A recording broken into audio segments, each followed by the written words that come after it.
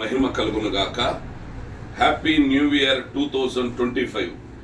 ఈ మాటలు వింటున్న ప్రతి ఒక్కరికి కూడా యేసుక్రీస్తు ప్రభుల వారి శ్రేష్టమైన నామములో శుభములు, ఆశీర్వాదాలు తెలియజేస్తున్నాను.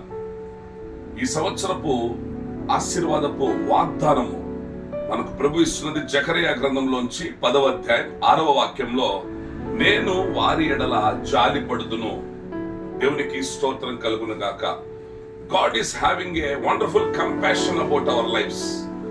దేవుడు జాలిపడే దేవుడు, మనల్ని ప్రేమించే దేవుడు, మన కొరకు ప్రాణం పెట్టిన ప్రభు ఆయన. దేవునికి స్తుతి కలుగును గాక.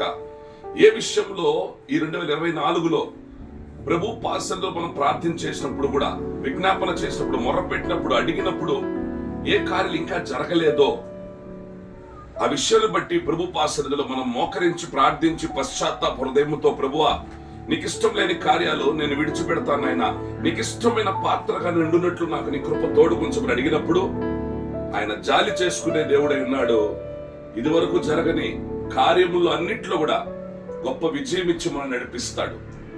దేవుడు జాలి గల దేవుడు, మన ఎడల జాలి పడతానని వాగ్దానం చేస్తున్నారు. దేవుడి మాటలు దీవించునుగాక. ప్రార్థన. పరిశుద్ధుడా, ప్రేమ గల తండ్రి, 2024 అంతా కాపాడా. 2025 మొదటి దినమున నీ పాద సన్నిధిలో నాయన సంతోషంతో, సమాధానముతో మేము అడుగు పెట్టుండగా ఎదుర్కోబోతున్న ప్రతి కార్యాల్లో విజయం అనుగ్రహించు. శత్రుక్రియలు లయపరచండి. మీరు మా ఎడల జాలి పడతారని మాకు మాటిస్తున్నాను. మీకు స్తోత్రం. తండ్రి తన బిడలేడల జాలి చేసుకున్నట్టుగా, తల్లి తన బిడలేడల జాలి చేసుకున్నట్లుగా, ఆదరించినట్లుగా, ఎత్తుకున్నట్లుగా, హత్తుకున్నట్లుగా, ముద్దు పెట్టినట్లుగా మమ్మల్ని ప్రేమించే దేవుడు నీ కృప తోడుగుంచండి.